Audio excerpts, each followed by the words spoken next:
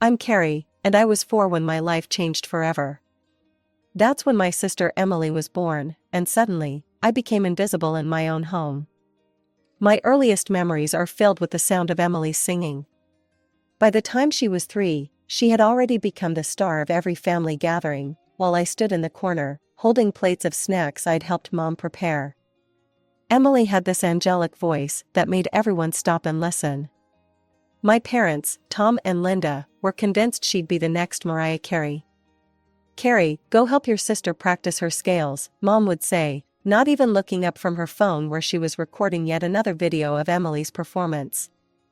"And make sure you've done the dishes first." I was 8 then, and Emily was 4. While she twirled around the living room in her pink tutu, I was learning how to use the washing machine because Mom was too busy coordinating Emily's singing lessons. "Why can't I go to Sarah's birthday party?" I asked one Saturday morning when I was 12. Mom rolled her eyes. "Because Emily has a performance at the community center, and we need you to help with her costume changes." "But I promised Sarah." "Don't be selfish, Carrie," Dad cut in. "Your sister needs you. She's got real talent, unlike," he stopped himself, but I knew what he meant. "Unlike me." I remember the day everything changed. Emily was 11, and I was 15. She and her friends had gone to the mall without supervision, something I'd never been allowed to do at that age. They spent hours at the ice cream parlor, ordering sundae after sundae, competing to see who could eat the most. The next morning, Emily woke up with a sore throat. It got worse quickly, developing into a severe case of strep that left her vocal cords damaged. The doctor said she might never sing the same way again. I was in the kitchen doing homework when they came back from the hospital. "This is your fault," Mom screamed at me. "You're her older sister. You should have been watching her." "But I was doing the laundry and cleaning the bathroom like you told me." "No excuses." Dad slammed his hand on the table. "You're grounded for a month. No phone, no TV, no nothing. Maybe that'll teach you to take responsibility." That night, as I lay in bed staring at the ceiling, I made myself a promise. Someday, I'd build a life where I didn't have to live in anyone's shadow. I just had to survive a few more years in this house where I was nothing more than a servant and a scapegoat. The next 3 years passed in a blur of chores, blame, and quiet resentment. Every time Emily got into trouble, sneaking out, skipping classes, or borrowing Mom's credit card, somehow it circled back to being my fault.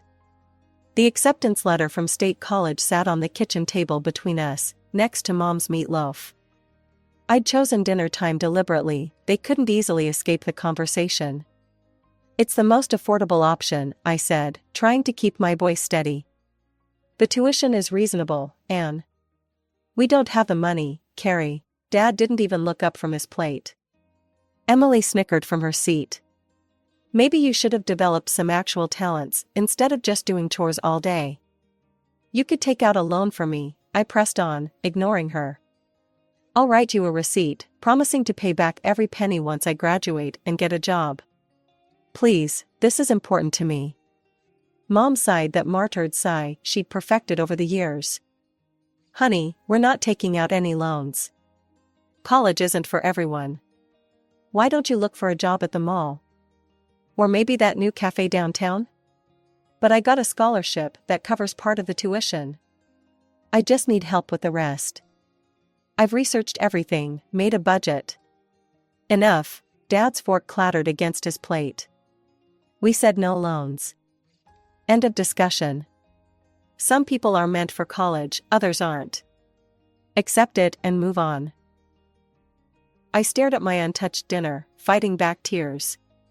Through blurred vision, I saw Emily smirking, enjoying the show as always. That night, I called my best friend Rachel. We'd been close since middle school, bonding over our shared love of math and our positions as outsiders, me because of my family situation, her because her Korean immigrant parents owned the popular Golden Dragon restaurant downtown. "They won't help," I sobbed into the phone. "They won't even consider taking out a loan. All these years of straight A's, of doing everything right, and they won't even try." Rachel was quiet for a moment. Come over tomorrow. My parents want to talk to you. The next evening, I sat in the restaurant's office with Rachel and her parents, Mr. and Mrs. Kim, after closing time. They'd known me for years. I'd spent countless afternoons doing homework in their restaurant, escaping my chaotic home. We've watched you grow up, Carrie, Mrs. Kim said. You're like second daughter to us. Rachel told us everything. Mr. Kim nodded. We will pay your tuition. I started to protest, but he held up his hand. You will work here part-time after classes. Good wages, flexible schedule. Pay us back slowly, no interest. This is investment in your future. After a while, I moved into my dorm room at State College. My parents barely noticed when I packed my things. They were too busy planning Emily's big piano recital, their latest attempt to find her a new talent to replace her lost singing voice. I started classes during the day and worked evenings at Golden Dragon, learning everything from waiting tables to managing inventory. The call came on a random Tuesday during my sophomore year. I was studying in the library when Mom's number flashed on my phone screen. For a moment, I just stared at it, my heart racing. We hadn't spoken in months. Hey, sweetie, she said, sounding distracted. There was noise in the background, probably Emily practicing something new. Just checking in. What have you been up to? I'm in college, I replied, waiting for the questions about money, about how I was managing without their help. Oh, that's nice, she said vaguely. Emily's getting straight A's in her advanced classes. We're so proud. She's really finding herself since, the voice thing. No questions came about how I was paying for school. They didn't care enough to ask, and I didn't volunteer the information. The conversation ended as quickly as it had begun, with Mom hung up. During my college years, I only went home for major holidays. Each visit was the same, relatives crowded around our dining table while Emily held court and my parents beamed. I'd help in the kitchen, same as always, listening to the chatter from the other room about Emily's latest achievements. Thanksgiving of my junior year hit differently though. I was setting out the sweet potato casserole when Aunt Susan started asking about Emily's college plans. Mom proudly announced, we've been saving for years. Our little star's education fund is all set. We've put aside enough for her to go anywhere she wants. I nearly dropped the casserole. The ceramic dish burned my hands through the oven mitts, but it wasn't as painful as the truth I was hearing. 2 years ago, they'd claimed poverty when I needed help. Now I knew, they'd been hoarding money all along, just not for me. That night, in my old bedroom, I called Rachel and cried. They had the money, I whispered, huddled under my childhood blanket. They just didn't think I was worth spending it on. Then prove them wrong, she said firmly. You're already doing it. She was right. I threw myself into my studies and my work at Golden Dragon. By graduation, I'd not only paid back every cent to the Kims, but had also learned every aspect of running a successful business. I'd worked my way up from waitress to shift supervisor to assistant manager, all while maintaining a 3.9 GPA. Mr. Kim called me into his office on my last day at the restaurant. I have friend at Morgan & Chase Corporate, he said, sliding a business card across his desk. They need someone smart, hardworking. Someone like you. I told him about how you transformed our inventory system, increased efficiency by 30%. He very interested. A week after graduation, I walked into my new office at Morgan & Chase, wearing a suit I'd bought with my own money. My desk nameplate read Caroline Mitchell, Junior Analyst. Within 6 months, I was leading my own team. By the end of my first year, I'd gotten 2 promotions and was managing projects that caught the attention of senior leadership. Christmas came around again, and something felt off the moment I pulled into my parents' driveway. The house was dark except for the living room window, no cars lined the street, and the usual elaborate decorations were missing. Mom answered the door in an old sweater instead of her usual holiday attire. Emily's not coming? I asked, stepping into the oddly quiet house. The familiar scent of Mom's traditional Christmas roast was noticeably absent. She's celebrating with friends, Mom said, wringing her hands. Their families rented a cabin up in the mountains. Very exclusive. The dining room table, usually groaning under the weight of Mom's extensive holiday spread, held only a store-bought ham and some microwaved sides. No relatives bustled about, no Christmas music played. Dad sat in his armchair, looking older than I remembered. We've had some setbacks, Mom finally admitted, her voice barely above a whisper. She glanced at Dad, who nodded slightly. The investment your father made didn't pan out. We had to take out loans to cover the losses. Christmas with the whole family just wasn't in the budget this year. I watched them pick at their food, these people who'd once seemed so powerful, who'd controlled every aspect of my life. Now they looked small, defeated. Despite everything, something twisted in my chest. Give me a minute, I said, pulling out my phone. I scrolled through delivery options, thank God for restaurants that stayed open on Christmas. 20 minutes and several $100s later, I'd ordered a feast: prime rib, glazed ham, truffle mashed potatoes, roasted vegetables, 3 different pies. The food arrived in elegant packaging, filling the house with the rich aromas of a proper Christmas dinner. As we ate, I caught Mom eyeing my designer watch, the silk blouse that cost more than their monthly utility bill. We've been thinking, she said carefully, sharing a look with Dad. Since you're in such a good position now, maybe you could help us out? Just temporarily, until we get back on our feet. I studied them over my wine glass. Part of me wanted to remind them of their words when I'd begged for college money. Some people are meant for college, others aren't. But looking at their worn faces, I couldn't do it. I could set up an additional card on my account, I heard myself saying.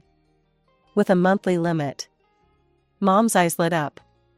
Oh, sweetheart, that would be $1,000 a month, I said firmly. No more. They nodded eagerly. It was more than they'd expected, though less than a week's pay for me now. A few days later, I had the card issued and delivered to Mom. They promised to be careful with it, to respect the limit. For several months, they kept their word. The charges were reasonable: groceries, utilities, basic necessities. I barely noticed the money leaving my account. Sometimes, reviewing the statements, I'd see charges from the grocery store where I'd worked one summer during high school, trying to save for college. The irony wasn't lost on me. 2 years passed, and I foolishly thought things were getting better. The monthly allowance had created a rhythm to our relationship. Mom would call to chat about their expenses, and somehow that evolved into actual conversations. Or so I thought. Emily and I even started talking again, though her competitive streak hadn't changed. Every time I mentioned a work achievement, her smile would tighten, her eyes would narrow just slightly, telltale signs I remembered from childhood. Senior project manager? That's nice, she'd say, in the same tone she used to dismiss my high school achievements. I'm actually up for promotion at Wilson & Company. It's a smaller firm, but very exclusive. Not everyone can handle the pressure there. Mom and Dad couldn't stop talking about Emily's new boyfriend, James. He comes from such good stock, Mom would gush during our monthly calls. His parents owned that real estate company downtown. The monthly charges on Mom's card had stayed reasonable all this time: groceries, utilities, the occasional dinner out. Normal things, expected things. I'd even started to feel good about helping them, like maybe this financial support was healing our fractured relationship. Then came the Instagram post that shattered everything. Paradise with my loves. Engaged, Hawaii, blessed, Emily's caption read. The photo showed her and James on a pristine beach, our parents and his beaming beside them. Mrs. Anderson, James's mother, wore a designer sundress. Mr. Anderson stood proudly next to his son, one hand on James's shoulder. My finger froze mid-scroll. When had this happened? Why hadn't they told me? The next post made my blood run cold, so grateful to Mom and Dad for making this magical engagement trip possible for everyone. They insisted on treating both families to this dream vacation. Best parents ever. Sponsored by Love. Something clicked in my brain. I opened my banking app, hands shaking. There they were, the charges on Mom's card, far exceeding the monthly limit I'd set: 6 round-trip first-class tickets to Honolulu, $12,400, Grand Wailea Resort, 3 Ocean View suites for 7 nights, $18,600, welcome dinner at Morimoto, $2,800, couple spa treatments, $1,200, sunset sailing excursion, $1,600, private beachfront dinner arrangement, $3,500. They'd used my money to fund their secret family vacation, one I hadn't been invited to. They'd thrown an elaborate engagement celebration for Emily and her future in-laws, all while excluding the person who was actually paying for it. My hands were shaking so badly I had to try 3 times to dial Mom's number. 1 ring, 2 rings, 3. Hello? Mom's voice was breezy, casual. Hawaiian music played in the background, along with the sound of waves and clinking glasses. Laughter. I recognized Emily's distinctive giggle. "Where are you?" I kept my voice steady, professional, the same tone I used in difficult board meetings when dealing with hostile clients. "Oh, honey." She hesitated, the music growing fainter as if she was moving away from the party. "Your father and I just decided to take a little break. Get some rest. You know how hard things have been lately." "A little break?" I pulled up the banking app again, my free hand clenching into a fist. "At the Grand Wailea Resort? With Emily, James, and his entire family? That kind of break costs over $40,000, Mom." "My $40,000. Silence. Then muffled voices. Mom was covering the phone, but I could still make out fragments. "She knows. What should I? Emily, maybe you should. Mom, why did you use my card to pay for everyone's trip? And why wasn't I invited to my own sister's engagement party?" More muffled conversation, then rustling as the phone changed hands. When the new voice came on the line, Emily's words dripped with contempt. "Listen, Miss Executive," she sneered. "You're not needed here.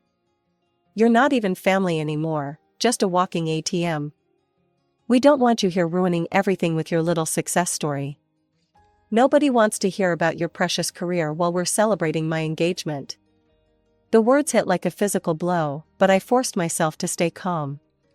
"That ATM just paid $20,000 for your little party. Another 20 for the flights and extras. That's my money paying for your perfect family moment." "Yeah?" Emily laughed, harsh and cold. "Well, that's what you're good for, isn't it? You keep working your fancy job, and we'll enjoy spending your money. It's the only thing you're useful for anyway.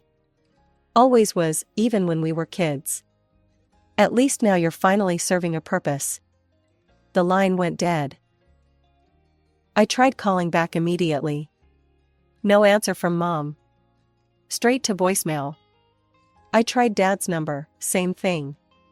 Emily's phone rang once. Before going to voicemail, she'd declined the call. Within minutes, notification after notification popped up on my phone. "User has blocked you on every social media platform we shared." My parents' profiles disappeared first, then Emily's. A single message came through from Mom before she blocked my number. "We're all tired of your attitude and jealousy. Just leave us alone. You've ruined enough special moments for Emily." I stared at the message, something cold and hard crystallizing in my chest. My hands weren't shaking anymore as I opened the banking app again, this time navigating to the travel reservations section. Each click felt like breaking another link in the chain that had bound me to their abuse for so long. Click, the hotel reservations for 3 luxury Ocean View suites, cancelled. Click, the couple's massage packages and sunset sailing excursions, cancelled. Click, the private beachfront dinner arrangements, cancelled. Click, the return first-class flight tickets for 6 people, cancelled. Click, Mom's card, permanently deactivated. I set down my phone and waited, imagining their faces when the hotel informed them their rooms weren't paid for, when they tried to charge something to the room and got declined, when they discovered their return flights no longer existed. 3 hours later, my phone exploded. Call after call lit up my screen: Mom, Dad, Emily, and numbers I didn't recognize with Hawaii area codes. The Anderson family, no doubt, wondering why their luxury vacation had suddenly turned into a nightmare. The messages started flooding in through every platform they'd unblocked me on. Mom, Carrie, please call us immediately. This is an emergency. Dad, fix this right now, young lady. You're embarrassing the whole family. Emily, you better make this right or I swear to God. Unknown number, this is James. My parents are furious. You need to reinstate those reservations. The tone shifted as the hours passed. Mom, sweetie, please. We can talk about this. Dad, we'll pay you back, just help us out here. Emily, come on, Carrie. It's my engagement. Don't be so petty. James, my parents are threatening to call this whole thing off. I left them all unread, then systematically blocked every number and account. But not before taking screenshots. I had a feeling I'd need them. The notification came around midnight: Emily Mitchell has posted a new status. I can't believe my own sister would try to ruin the happiest moment of my life. She's always been jealous of my happiness, but this is a new low. Canceling our entire family's vacation out of spite? Who does that to their own sister's engagement celebration? Some people just can't stand to see others happy. Toxic family, heartbroken. The comments poured in immediately. Oh my God, that's horrible. What kind of sister does that? I always knew there was something off about her. She's just jealous because you're getting married first. Your poor parents must be so embarrassed. I had stayed quiet long enough. My fingers flew over the keyboard as I crafted my response. Let me tell you what really happened. My parents have been using my credit card for basic expenses, limited to $1,000 a month. Yesterday, I discovered they'd spent over $40,000 of my money to fund a luxury Hawaii vacation for Emily's engagement. They didn't ask. They didn't tell me. They didn't invite me. When I called to ask why, Emily told me I wasn't family, just a walking ATM, my mother's final message before blocking me. We're all tired of you. So yes, I canceled the reservations I never authorized. I canceled the return flights I never agreed to pay for. I stopped funding the vacation I wasn't welcome to attend. Here are the screenshots of every message. Here are the credit card statements. Here's the truth about your poor Emily and her ruined engagement party. Judge for yourselves who the toxic ones really are. The tide turned immediately. Comments shifted from condemnation to support. Oh my God, Emily, how could you? Using your sister's money while excluding her? That's cruel. Those poor Andersons, getting caught up in this family's drama. Carrie, you did the right thing. Stay strong. The aftermath unfolded like a slow-motion train wreck. Through mutual friends and social media, I learned the full extent of the chaos I'd unleashed in Hawaii. My parents had to borrow money from 3 different friends just to book economy flights home. They'd been forced to check out of the Grand Wailea Resort in front of all the other guests. Emily had thrown a tantrum in the lobby that ended up on TikTok. The real explosion came when the Andersons realized they'd have to pay for their own accommodations. They'd been promised a fully paid luxury vacation, only to discover they'd been caught in my family's web of lies. We trusted you, Mrs. Anderson apparently screamed at my mother by the pool. You said you were taking care of everything. Do you have any idea how embarrassing this is? Emily, true to form, made everything worse. Oh, stop being such greedy beggars, she'd shouted back. If you can't afford a few nights in Hawaii, maybe your son isn't good enough for our family after all. James had stood there in shocked silence before finally speaking. You're right about one thing, he'd said quietly. Someone isn't good enough for someone's family. He'd pulled the engagement ring off Emily's finger and walked away with his parents. The engagement was over. Emily's dream wedding, cancelled before it even began. All because they couldn't resist the temptation to steal from me one last time. A week after they returned home, the knocking started. "Carrie, honey, please open the door." Mom's voice, trembling through the solid wood of my apartment door. "We need to talk." "We know we messed up." Dad's voice joined in. "Just give us a chance to explain." I sat on my couch, not moving, barely breathing. The TV was muted, but the blue light flickered across my face as they continued to plead. The knocking continued for 20 minutes before they finally gave up. I later heard they'd tried to get my building manager to let them in, claiming it was an emergency. He'd called to check with me first, and I'd told him not to let them up again. Rachel came over that night with takeout from Golden Dragon. We sat on my balcony, looking out over the city lights. "Your post got shared in some family trauma support groups," she said, picking at her noodles. "A lot of people are calling you their hero. Standing up to toxic family members, setting boundaries." I thought about all the years I'd spent trying to earn their love, trying to prove I was worth something. All the money I'd given them, hoping it would finally make them see me as family, instead of just a resource to be used. "You know what's funny?" I said, watching a plane disappear into the night sky. "For the first time in my life, I don't care what they think of me. I don't care if they're sorry. I don't care if they change. I'm just done." Sometimes the hardest part of growing up isn't learning to stand on your own, it's learning when to walk away. I'd spent my whole life in Emily's shadow. Now it was time to step into the light.